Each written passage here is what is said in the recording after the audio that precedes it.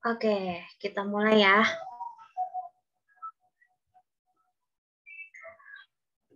Assalamualaikum warahmatullahi wabarakatuh. Waalaikumsalam warahmatullahi wabarakatuh.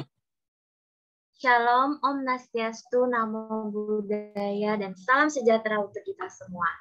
Bagaimana nih kabar kalian di pagi hari ini? Alhamdulillah. Alhamdulillah baik Bu.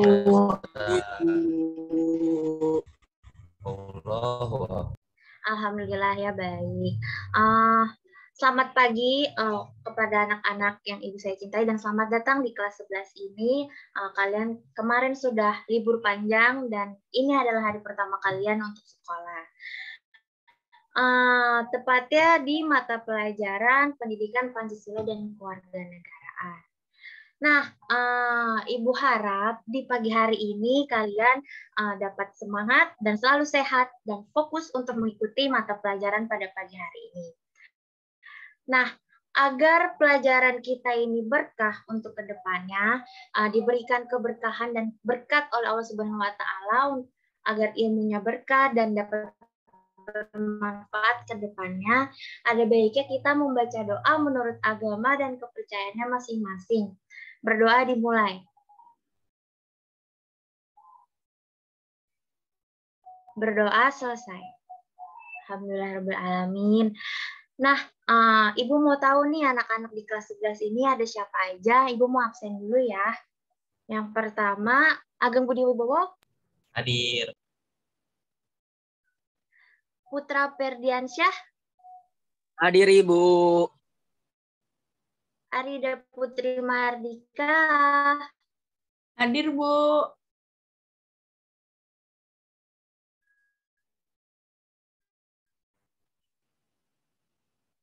Anita Permateja. Rifki.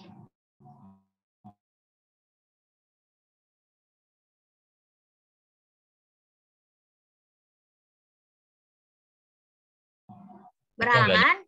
Betul. Oke, mungkin sedang ke toilet ya. Kita mulai saja. Anak-anak, kemarin kita sebelum kalian masukin jenjang kelas 11, kemarin di kelas 10 kalian sudah belajar mengenai nilai Pancasila, ketentuan undang-undang dalam kehidupan berbangsa dan bernegara, kewenangan lembaga-lembaga negara menurut undang-undang, hubungan struktural fungsional pemerintahan pusat daerah, integrasi nasional, ancaman terhadap negara, wawasan Nusantara. Dan di kelas 11 ini kalian akan mempelajari harmonisasi hak dan kewajiban asasi manusia dalam perspektif Pancasila. Nah, coba kalian buka buku paket kalian di halaman 3, yaitu bab 1.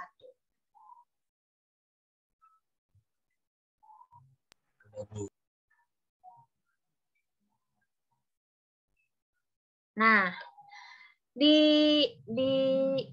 dalam judul bab harmonisasi hak dan kewajiban asasi manusia ini, kita akan mempelajari 4 materi. Namun, di minggu ini kita akan belajar 2 materi saja, yaitu konsep hak dan kewajiban asasi manusia dan substansi hak dan kewajiban asasi manusia dalam Pancasila. Sekarang, Ibu ingin bertanya nih, menurut kalian, pengen tahu aja nih, hal dasar apa yang kalian ketahui mengenai hak dan kewajiban? Ada yang bisa menjawab?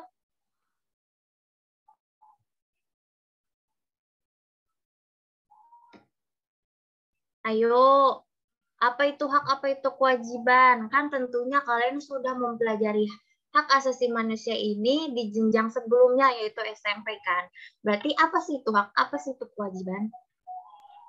Menurut kalian sendiri saja. Ibu, Ageng mau coba Jika jawab. tidak ada, coba aku tunjuk. Ibu tunjuk. Ageng, apa itu hak dan kewajiban, Gang?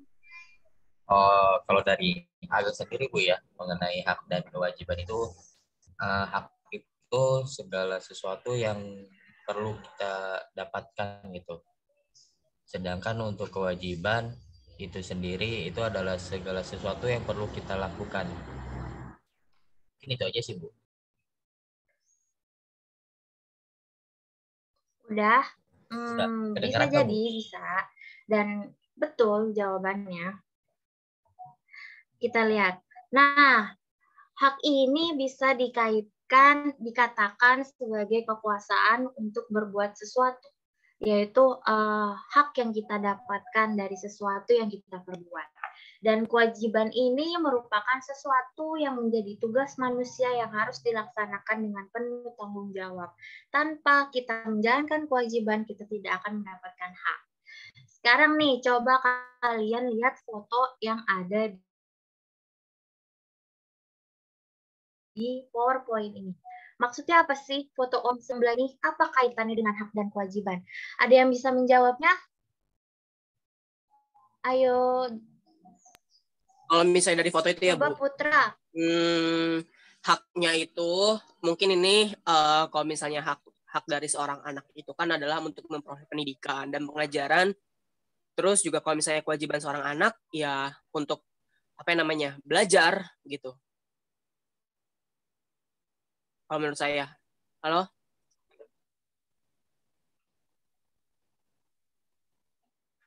Halo? Masuk gak, Bu, suara saya? Ya. Lah, si Oktrinya yang ini kan. Putra, Halo, Bu. sudah dijawab? Udah, Ibu. Si Ibu bengong Udah. aja. Oke, betul jawabannya. Di sini putus-putus loh. Sinyalnya mungkin. Kalau di saya lancar, Bu, suara Putra tadi. Ibu. Ya, coba. Ibu ini kan.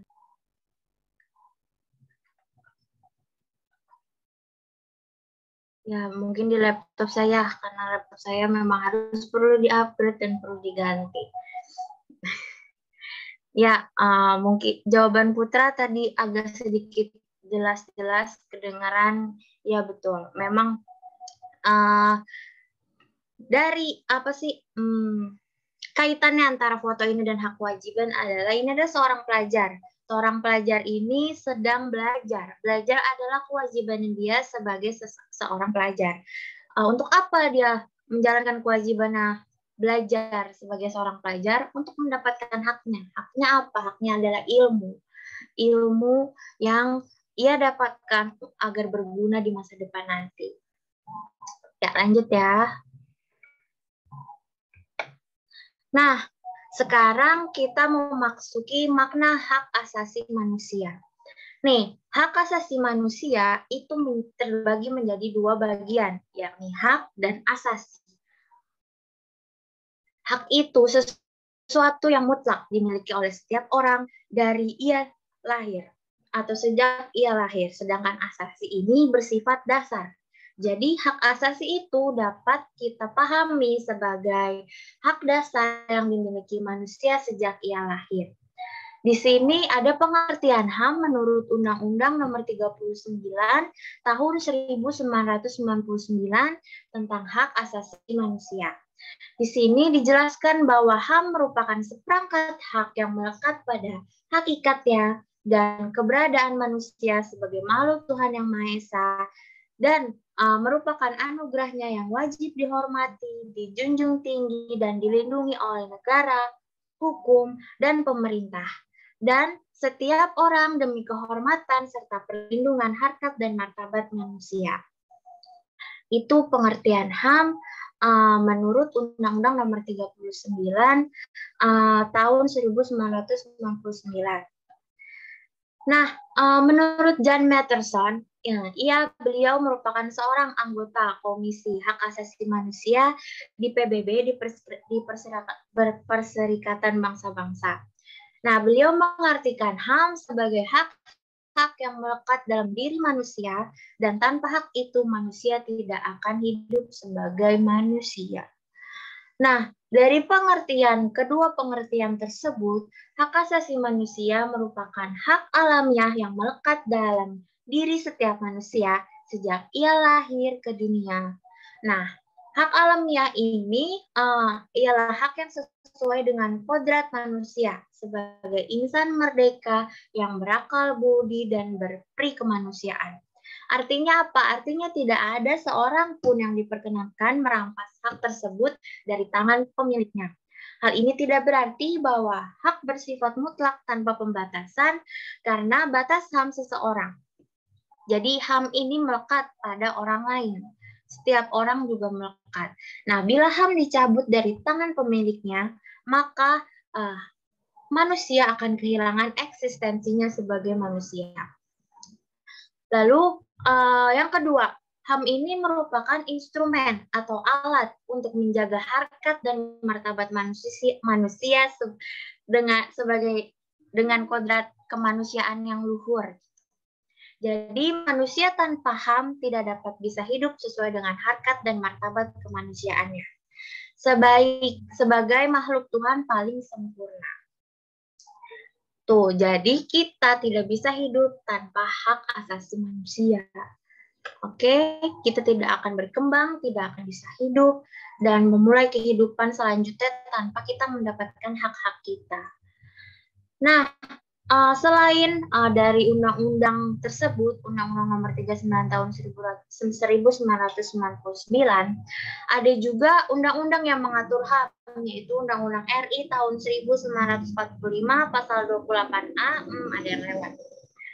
Pasal 28A sampai 28C, terus ketetapan MPR nomor 17 garing MPR garing 1998 dan pasal 27 ayat 1 Undang-Undang 1945. Semuanya itu berisi tentang apa sih? Semuanya itu berisi tentang hak untuk hidup, hak untuk mengembangkan diri, memperoleh keadilan, kemerdekaan, berkomunikasi, keamanan, dan kesejahteraan. Manusia itu atau individu itu perlu untuk kesejahteraan. Kita next ya. Nah, sifat-sifat HAM apa aja sih? Nah, sifat-sifat HAM ini terdiri dari 4, yaitu universal, hak asasi manusia tidak dapat dibagi, hakiki, permanen, atau kekal. Apa sih maksud dari universal? Nah, universal ini maksudnya berlaku untuk semua orang tanpa terkecuali. Semua orang yang ada di muka bumi ini, dari ia lahir, dia mendapatkan haknya sebagai manusia. Lalu yang kedua, hak asasi manusia tidak dapat dibagi. Tidak dapat dibagi karena semua orang memilikinya. Jadi, tidak perlu dibagi lagi karena setiap manusia sudah memiliki haknya dari ia lahir. Hakiki. Hakiki ini maksudnya dimiliki sejak ia lahir sebagai hak dasar yang Allah Subhanahu wa taala berikan kepada manusia. Permanen atau kekal, tidak dapat dipindahkan atau dicabut oleh pihak lain. Jadi hak ini bersifat universal. Semuanya punya, tidak dapat dicabut, tidak dapat dibagi, tidak dapat dipindahkan, dan dimiliki oleh manusia sejak ia lahir sebagai anugerah dari Tuhan Yang Maha Esa. Kita next ya. Nah, sekarang kita memasuki makna kewajiban asasi manusia. Selain mendapatkan hak, setiap orang juga harus memenuhi kewajibannya. Nah, kewajiban secara sederhana dapat diartikan sebagai segala sesuatu yang harus dilaksanakan dengan penuh tanggung jawab. Nah, dengan demikian, kewajiban asasi dapat diartikan sebagai kewajiban dasar manusia. Nah, pengertian kewajiban asasi ini juga tercantum dalam pasal 1 ayat 2 Undang-Undang RI nomor 39 tahun 1999 yang berbunyi itu, kewajiban dasar manusia ialah seperangkat kewajiban yang apabila tidak dilaksanakan, tidak memungkinkan terlaksananya dan tegaknya hak asasi manusia. Jadi apabila kita ingin menegakkan HAM di negara ini, kita harus menjalankan kewajiban kita. Nah, selanjutnya nih kewajiban asasi manusia merupakan bentuk pembatasan. Kita juga bisa memahami bahwa kewajiban itu sebagai bentuk pembatasan atas HAM atau atas hak asasi manusia yang didapat oleh manusia. Karena HAM ini bisa memunculkan atau bisa menjadi sumber sifat egoisme individu. kita sebagai manusia tentunya mempunyai sifat alamiah, ingin terus mau lebih dan terus menerus gitu. Nah, HAM ini sebagai batasan agar kita tidak terus mendapatkan hak terus tanpa menjalankan kewajiban kita sebagai individu, tanpa menjalankan kewajiban kita sebagai manusia, anggota masyarakat dan makhluk Tuhan yang Maha Esa. Karena tadi di gambar sebelumnya salah satu contoh kewajiban kita sebagai seorang pelajar atau kalian sebagai seorang pelajar adalah belajar untuk mendapatkan ilmu yang bermanfaat sebagai bekal untuk masa depan kalian, untuk kesuksesan kalian, untuk kesejahteraan kalian. Karena kesejahteraan kalian itu bergantung pada diri kalian masing-masing. Bagaimana effort kalian dalam menjalankan kewajiban kalian. Tuh. Sekarang tadi sudah dicontohkan kan kewajiban asasi manusia yang harus dipenuhi sebagai anggota pelajar. Nah, bagaimana kewajiban yang harus dipenuhi sebagai anggota masyarakat? Ada yang tahu? Yang tadi rese aja deh, mana? Putra. Putra, menurut kamu, apa kewajiban yang harus dipenuhi oleh anggota masyarakat atau warga negara? Membantu satu sama lain. Mungkin bener gak, Bu? Apa? Ya, si Ibu. Saling bantu satu sama lain. Misalnya kayak di lingkungan masyarakat tuh kalau setiap hari Minggu ada kerja bakti, itu kan kewajiban kita bersama untuk menjaga lingkungan, ya kan? Oke, betul. Nah, lebih tepatnya ya, Putra, kewajiban kita sebagai anggota masyarakat, yakni kita harus menjalani norma-norma yang ada di masyarakat. Norma-norma ini berbentuk hukum-hukum atau produk hukum, ketentuan atau kebijakan yang sudah diberikan atau dirancang oleh pemerintahan. Untuk apa? Untuk mensejahterakan dan mentertibkan masyarakat. Contohnya apa? Kita harus taat dan patuhi membayar pajak, seperti itu. Kalau kewajiban asasi manusia sebagai seorang makhluk Tuhan yang Maha Esa, tentunya kita harus beribadah yang taat sesuai dengan ketentuan-ketentuan agama kita masing-masing. Karena waktunya 10 menit lagi, untuk materi substansi hak dan kewajiban asasi manusia, kita lanjut di minggu depan aja ya. Nah,